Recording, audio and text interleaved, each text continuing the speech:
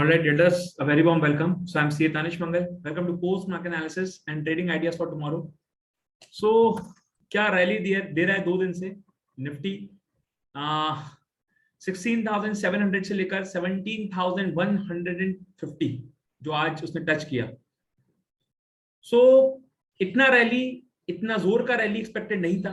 ठीक है, जो बोलता है कि मेरे को तो पहले से पता था, वो नहीं, पता नहीं कैसे पता था. तो इतना रैली एक्सपेक्टेड नहीं था. ठीक है, 2 दिन में इतना जोर का मूव एक्सपेक्टेड नहीं था.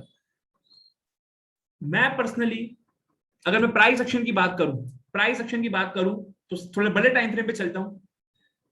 बात करें 30 अगस्त को गैप अप खुला. गैप अप खुलने के बाद ये कैंडल बनाया. अब इतना बढ़िया कैंडल बनाया है तो शॉर्ट तो कहीं से जा नहीं सकते, कोई अपॉर्चुनिटी नहीं शॉर्ट जाने का. इतना बढ़िया कैंडल बनाया है. ठीक है, और हमारा इंडिकेटर्स भी बता रहे हैं कि ट्रेंडिंग मूव आ सकता है, एक ट्रेंडिंग मूव आ सकता है इसमें, ये बता रहे हैं. सो उसके बाद क्या हुआ, धीरे धीरे करके ऊपर गया. तो ये कल का जो मूव था ये वो था. आज क्या हुआ, आज फर्स्ट आवर में एक डोजी टाइप कैंडल बना. मैं पर्सनली वेट कर रहा था इसका नीचे लो टूट जाए, इसका लो टूट जाए तो मैं शॉर्ट मारने को तैयार था. पर हुआ क्या, ये बनाया कैंडल और ये ब्रेकआउट आया. ठीक है, ये ब्रेकआउट आया, कोई बात नहीं, इतना ऊपर है. अगर आपको नहीं लग रहा है लॉन्ग जाना चाहिए क्योंकि बहुत ज्यादा बढ़ गया, इग्नोर करो. पर शॉर्ट भी मत जाओ जब तक कंफर्मेशन ना मिले. प्लस हमारे जो एमएससीडी वगैरह थे वो कुछ भी शॉर्ट का कंफर्मेशन नहीं दे रहे थे. ठीक है, हालांकि ये में कुछ क्रॉसओवर्स हुए थे तो लग रहा था ये शॉर्ट जाना चाहिए, पर एमएससीडी जो था हमारा ट्रेंड इंडिकेटर वो शॉर्ट का कंफर्मेशन नहीं दे रहा था. क्या कर सकते थे, अवॉइड कर सकते थे. ठीक है, ये आया तो मैं बोलता हूं डोजी आया, उसका हाई लो मार्क कर लो और वेट करो टूटने का. इस कैंडल ने तोड़ा. ठीक है, इस कैंडल ने रीटेस्ट किया और ब्रेकआउट के बाद जब रीटेस्ट हो जाए इसका मतलब वो जेन्युइन ब्रेकआउट हो सकता है. और उसके बाद ये कैंडल ने ही जोर का मूव कैप्चर करवा दिया. ठीक है, तो ऐसे आप प्राइस एक्शन को ऑब्जर्व कर सकते थे. ये देखो, जैसे ही ये ब्रेकआउट दिया और ये बहुत बड़ा कैंडल आया था. अगर मैं 5 मिनट्स में बात करूं तो एक ही कैंडल 50 पॉइंट्स का मूव दिया था. एक ही कैंडल ने 17,050 से लेकर 16,990 के आसपास का लो बनाया. तो एक ही कैंडल ने पूरा मूव दे दिया और यहां पे ये जो लेवल था इसको रीटेस्ट करने आया और वापस से मूव दिया और ऊपर साइड गया. ठीक है, तो ऐसे ऑब्जर्व कर सकते थे.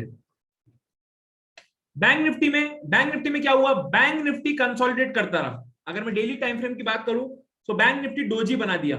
ओके, हो सकता है बैंक निफ्टी अभी भी ऑल टाइम हाई से काफी नीचे ट्रेड कर रहा है,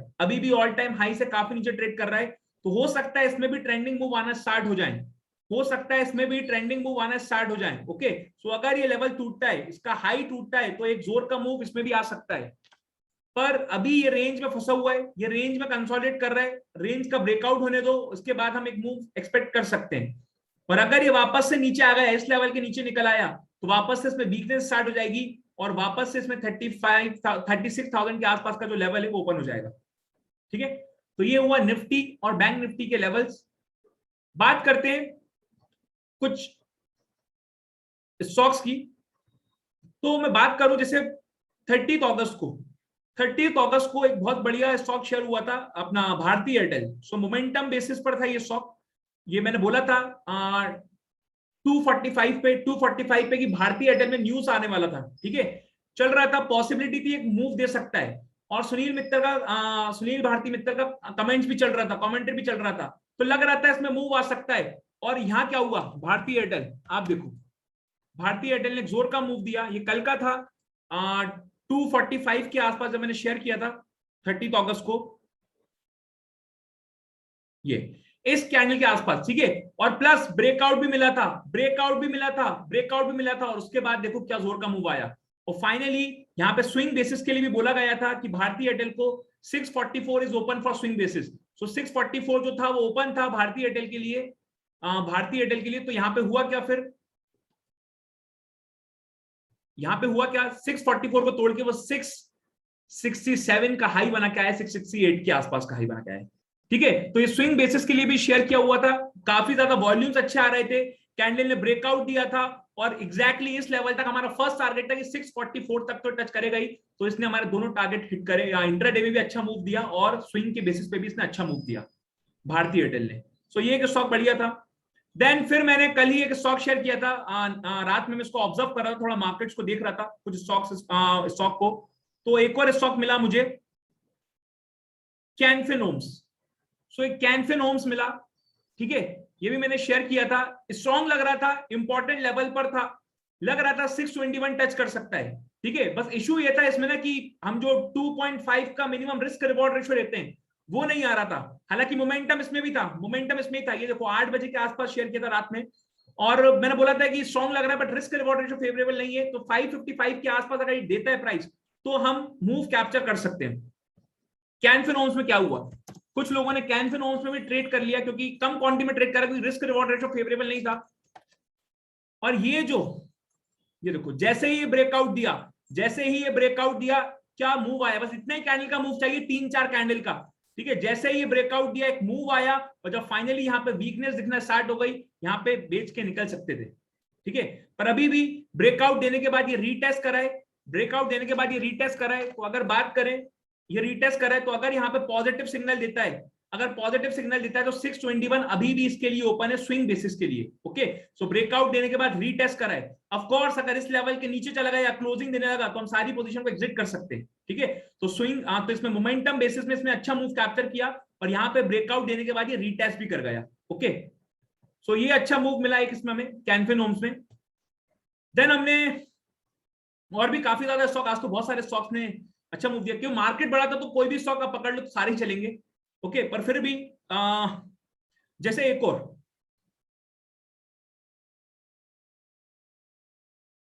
ये इंफेसिस भी मुझे लग रहा था, इंफेसिस भी शेयर किया था आज मॉर्निंग में, इंफेसिस 9:28 के आसपास, 9:30 बजे के आसपास शेयर किया था, और इंफेसिस में भी लग रहा था कि ये वाला जो इसका हाई है, यहां तक लेवल देखने को मिल सकते हैं, 3000 के लेवल देखने को मिल सकते हैं। पर हुआ क्या इंफेसिस में, ऑब्जर्व करते हैं इंफेसिस में क्या हुआ। अगर मैं 15 मिनट्स के टाइम फ्रेम की बात करूं, 15 मिनट्स के टाइम फ्रेम की बात करूं, ये देखो, तो ये जो एक डोजी था ना, ये एक डोजी था, इसका हाई और लो बहुत इंपॉर्टेंट था, ये जो डोजी था इसका हाई और लो इंपॉर्टेंट था, और प्राइस देखो ऊपर गया, नीचे आया, ऊपर आया, कहीं ना कहीं कंसोलिडेट कर गया, और अगर कल ये ऊपर साइड निकल जाता है तो 3000 के लेवल्स आपको देखने को मिल सकते हैं, अप्रोक्सीमेटली 3000 का एक ग्राउंड लेवल है, और अगर 3000 को भी तोड़ता है तो एक और जोर का मोमेंटम साइड मूव देखने को मिल सकता है, ठीक है। ऑफ कोर्स अगर ये 2875 के नीचे निकला या 2850 के नीचे निकला तो इसमें वीकनेस आने स्टार्ट हो जाएगी। अभी भी ये मोमेंटम में लग रहा है, प्राइस ने जोर का मोमेंटम दिया है, कंसोलिडेट करा है, ब्रेकआउट आएगा, एक और मूव आना तय है, तो इसको भी आप अपनी वॉच लिस्ट में रख सकते हो, इंफोसिस को। देन एक और स्टॉक हमने शेयर किया था, अपोलो हॉस्पिटल 931 पे, अपोलो हॉस्पिटल आपका जैकपॉट रहा। अपोलो हॉस्पिटल में क्या हुआ, आज एजीएम था और हमारा जो इंडिकेटर्स थे वो सजेस्ट कर रहे थे यार इसमें मोमेंटम में आ सकता है, ब्रेकआउट हुआ है, ठीक है। तो जो प्राइस चल रहा था उस टाइम पे, वो 4905 के आसपास चल रहा था, 4905 के आसपास चल रहा था, और आप देखो इसने क्या मूव दिया, अपोलो हॉस्पिटल। सो 4905 के आसपास चल रहा था, और उसके बाद देखो अगर मैं 5 मिनट का चार्ट ओपन करूं, ये 4905 के आसपास चल रहा था, इस लेवल के आसपास, और उसने देखो प्राइस ने 5045 के आसपास का हाई बनाया, कहीं ना कहीं हम 5000 में निकल गए थे, क्यों, 5000 एक स्ट्रॉन्ग साइकोलॉजिकल लेवल था, एक स्ट्रॉन्ग रेजिस्टेंस था, तो पॉसिबिलिटी थी 5000 पे घूम के वापस से नीचे आ जाए, तो कहीं ना कहीं ये 4982 के आसपास है, और 5000 के आसपास हमने प्रॉफिट बुक कर लिया था क्योंकि साइकोलॉजिकल लेवल था। सो इसने ये जैकपॉट ट्रेड था, बहुत बढ़िया मूव दिया इसने हमारा, ठीक है। और बाकी भी बहुत सारे स्टॉक्स शेयर हुए थे, आपको बताता हूं मैं कौन कौन से स्टॉक हमने स्विंग के बेसिस पे ट्रैक किए थे। हाँ, वोल्टास, एक वोल्टास था, वोल्टास को हम ऑलरेडी होल्ड कर रहे थे, और आज उसमें प्रॉफिट बुक हुआ हमारा 1000 पे। सो अगर मैं वोल्टास की बात करूं 60 मिनट्स के टाइम फ्रेम पे, ये देखो, सो अगर मैं वोल्टास की बात करूं, सो वोल्टास को हम होल्ड कर रहे थे इस लेवल से, इस कैंडल से हम होल्ड कर रहे थे, 975 के आसपास के लेवल से हम होल्ड कर रहे थे। हमारा जो पहला टारगेट था वो 1000 था, और आज एग्जैक्टली प्राइस ने 1000 पर इसने टारगेट हिट किया और हमने प्रॉफिट बुक किया, ओके। पर वोल्टास अभी भी स्ट्रांग है, वोल्टास अभी भी स्ट्रांग है, ये अगर ऊपर जाएगा तो इसका नेक्स्ट टारगेट 1070-80 के आसपास देखने को मिल सकता है। तो स्विंग के बेसिस पे इसको अभी भी होल्ड कर सकते हैं, अभी भी स्ट्रांग है, ठीक है, कोई कंफर्मेशन नहीं है शॉर्ट जाने का, यहां पर होल्ड करें। कुछ लोग अभी भी होल्ड करके रखें, कुछ लोग प्रॉफिट बुक करके 1000 में निकल गए, क्योंकि 1000 एक स्ट्रांग साइकोलॉजिकल लेवल था। और एग्जैक्टली क्या हुआ, प्राइस आया नीचे 1000 किया, रिट्रेसमेंट किया, वापस से ऊपर गया। तो यहाँ पे 2 बार तोड़ने की कोशिश किया, और अगर तोड़ा तो एक जोर का मूव इसमें भी आना एक्सपेक्टेड है। सो वोल्टास में हमने प्रॉफिट बुक किया और इसमें मूव भी अभी भी एक्सपेक्टेड है। देन एक और स्टॉक शेयर किया था Ambuja cement. Ambuja cement share किया था अपना 1028 के आसपास, 1028 के आसपास शेयर किया था। उस टाइम प्राइस चल रहा था 418। तो इसने क्या हुआ, इसने भी ब्रेकआउट दिया और रीटेस्ट किया 418 के आसपास अंबुजा सीमेंट। आओ देखते हैं अंबुजा सीमेंट में, ये भी स्विंग के बेसिस पर है, स्विंग के बेसिस पर चल रहा था ये भी। ये देखो इसने क्या किया, इसने क्या किया, इसने ब्रेकआउट दिया था, एक इंपॉर्टेंट लेवल का ब्रेकआउट दिया था, एक इंपॉर्टेंट लेवल का ब्रेकआउट दिया। ब्रेकआउट देने के बाद यहां पर रीटेस्ट हुआ, यहां पर इस कैंडल ने रीटेस्ट किया। तो जब रीटेस्ट कर रहा था तो 417 पॉइंट कुछ चल रहा था, तो जैसे ही 418 आया था यहाँ पे शेयर किया था कि ये स्ट्रॉन्ग लग रहा है, इसको आप ट्रैक कर सकते हो। तो अभी भी ये 422 के आसपास है, प्रॉफिट ही दे रहा है, अभी तक कोई ऐसा सिग्नल नहीं दे रहा कि इसको रिवर्स हो सकता है। तो ये 427 के आसपास का लेवल टेस्ट कर सकता है। सो इसमें वॉल्यूम्स भी अच्छे आ रहे हैं, आप देखोगे अगर आप वॉल्यूम्स, सो वॉल्यूम्स काफी बढ़िया है। ये देखो ये कैंडल पे वॉल्यूम्स काफी बढ़िया है। सो अभी भी 418 जब 420 के ऊपर है तो हम बुलिश ही अभी भी, ठीक है। 418 हमारा एंट्री प्राइस था, तो अभी भी कहीं ना कहीं इसमें प्रॉफिट लेके ही निकलेंगे। सो ये भी एक स्टॉक अच्छा था जो हमने आज शेयर किया, ये सब ट्रेडर्स कम्युनिटी में शेयर हुआ था, तो काफी बढ़िया मूव दिया। कैन फिन होम्स की बात हो रही है, कैन फिन होम्स ने अच्छा खासा मूव दिया, मोमेंटम में था ये, ओके। देन इसके बाद ओके एक और स्टॉक था हमारा ब्रिगेड, हमने शेयर किया अप्रोक्सीमेटली जब इसका प्राइस चल रहा था 327.5। ये भी मेरा कल के रडार में आया था, ये स्टॉक पर शेयर नहीं कर पाया, पता नहीं क्या मिस हो गया था। तो 327.5 पे ये भी चल रहा था ब्रिगेड, और इसने देखो क्या मूव दिया। ब्रिगेड भी एकदम जैसे ही शेयर हुआ इसने एक जोर का मूव दिया, ये देखो 327.5 से लेकर इसने हाई मारा जो 335 के आसपास हाई मारा। अभी भी ये कहीं ना कहीं स्ट्रॉन्ग है, पर इसमें क्या हुआ ना, हमने इसमें प्रॉफिट बुक करवा लिया था क्योंकि कॉस्ट टू कॉस्ट या थोड़ा सा प्रॉफिट में निकल गए थे, क्योंकि लग रहा था जब एक बार बहुत ज्यादा डाउन आया था निफ्टी में 5 मिनट्स में, और 50 मिनट्स का 50 कैंडल्स सॉरी 50 पॉइंट्स का जो मूव आया था, उसमें लग रहा था ऐसा ना हो कि निफ्टी वहां से रिवर्स मार जाए। तो सारे स्टॉक जो ब्रिगेड वगैरह था इसको प्रॉफिट बुक करवा दिया था थोड़ा सा प्रॉफिट लेके, क्योंकि वो भी मोमेंटम में था। तो लेकिन अब ये स्ट्रॉन्ग दिख रहा है, ऊपर नीचे साइड रिजेक्शन मार चुका है, फिर कवरिंग कैंडल बन गई और कहीं ना कहीं इसको कंसोलिडेट कर रहा है। तो ये पॉसिबिलिटी है इसमें भी कि स्विंग के बेसिस पे 357 के टारगेट देखने को मिल जाए।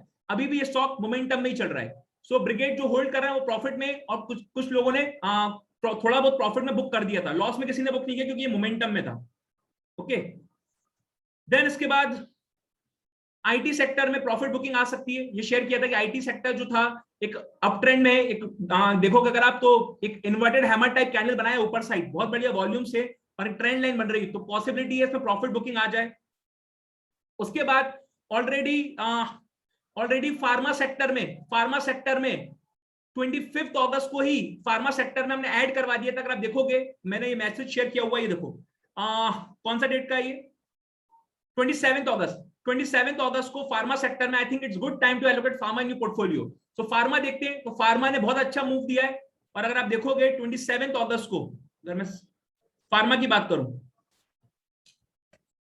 तो मुझे 27 अगस्त को ही बुलिश लग रहा था फार्मा सेक्टर, ठीक है, स्ट्रॉन्ग सपोर्ट पे था, कहीं ना कहीं यहां पे था। और आज देखो फार्मा सेक्टर 13,900 से लेकर 14,344। तो फार्मा सेक्टर में अच्छे खासे स्टॉक सेट करवाए, बुलिश सिग्नल दिया था, फार्मा सेक्टर अपना मूव दिया।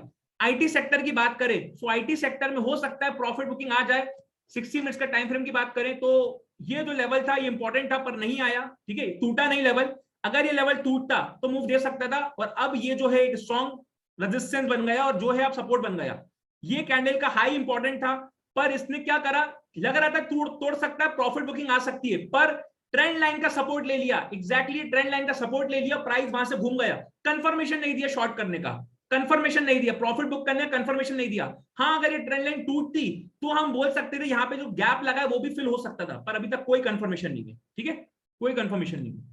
सो बढ़िया रहा, काफी अच्छा रहा, स्टॉक सारे बढ़िया मूव करे, ठीक है, सारे ही अच्छे स्टॉक मूव करे हमारे, ओके। सो अब बात करते हैं कल कौन कौन से स्टॉक आप ट्रैक कर सकते हो।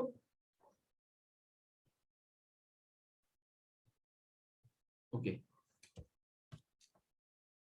सो यूपीएल एक स्टॉक आप ट्रैक कर सकते हो कल के लिए।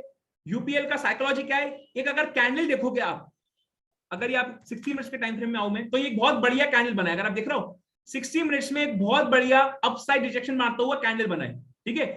तो अगर ये लेवल जाता है, अगर ये लेवल जाता है तो इसमें एक ऊपर साइड मूव आ सकता है, ठीक है। तो अगर इसका ब्रेकआउट होता है तो हम वापस से, हमारा जो गैप लगा हुआ है 757 से लेकर 760 के आसपास, तो यहां पर मूव कर सकता है। नीचे ट्रेंड लाइन का सपोर्ट लगा हुआ है, सो इसको आप कल के लिए ट्रैक कर सकते हो यूपीएल को। देन नेक्स्ट आ गया आपका फिलिप कार्बन। तो फिलिप कार्बन भी एक चैनल में ट्रेड कर रहा है, चैनल में सपोर्ट ले रहा है, ठीक है। एक अच्छा खासा कैंडल बना है जिसका वॉल्यूम अच्छा है, तो पॉसिबिलिटी ऊपर जाएगा, और अगर ऊपर जाके ब्रेकआउट देगा तो ये फाड़ता हुआ ऊपर निकल जाएगा, ठीक है। क्योंकि हमारे यहाँ पे पोल एंड फ्लैग पैटर्न भी दिख रहा है, ऊपर गया है, थोड़ा सा कंसोलिडेट कर रहा है, तो अगर ब्रेकआउट होता है तो एक और ज्यादा मूव आ सकता है। और प्लस ट्रेंड लाइन का सपोर्ट है, छोटा सा स्टॉप लॉस लेके यहाँ पे लॉन्ग जाया जा सकता है, तो उसको आप ट्रैक कर सकते हो कैसे ओपन होगा कल। देन नेक्स्ट आ गया आपका शेरेटन होटल्स। सो इसमें भी अगर बात करूं, एक इंपॉर्टेंट लेवल लगा हुआ है, इंपॉर्टेंट लेवल पर ब्रेकआउट दिया, ब्रेकआउट देने के बाद रीटेस्ट करा, ठीक है, काफी बढ़िया रीटेस्ट करा। और अगर यहां से पॉजिटिव जाता है तो पहला टारगेट 175.85, देन उसके बाद ऊपर निकल जाएगा और ऊपर 186 का टारगेट ओपन है, तो इसको भी आप ट्रैक कर सकते हो कल के लिए। और नेक्स्ट आ गया आपका डीएलएफ। डीएलएफ ने भी एक डाउन ट्रेंड लाइन बनाया जो सपोर्ट ले रहा है, अप ट्रेंड लाइन का रेजिस्टेंस है, तो ये फंसा हुआ एक रेंज में, वेट करना है ब्रेकआउट या ब्रेकडाउन होने का। ब्रेकआउट देता है तो पहला टारगेट 332 के आसपास ये टेस्ट कर सकता है, और अगर ब्रेकडाउन देता है तो 304 का लेवल खुल जाएगा। सो वेट करना है इसको कैसे कैंडल बनती है। ओके, तो 4 स्टॉक है कल के लिए, डीएलएफ, चैलेट और अपना फिलिप कार्बन और अपना यूपीएल। ओके, सो अगेन आज लास्ट डेट है, ट्रेडर्स कम्युनिटी वाले चैनल में आप इनरोल कर सकते हैं, ठीक है। तो हम लाइव मार्केट में एक्टिव रहते हैं, काफी ज्यादा स्टॉक शेयर करते हैं, और सबसे बढ़िया तो वेबिनार्स होते हैं जो आपको काफी ज्यादा हेल्प मिलेगी। ओके, सो अगर कोई भी डाउट हो आपको तो आप मुझे इस नंबर पे टेलीग्राम या व्हाट्सएप कर सकते हैं 8109149175। सो आई होप वीडियो आपको पसंद आ रहा होगा। वीडियो पसंद आए तो लाइक करिए, चैनल को सब्सक्राइब करिए। Thank you so much.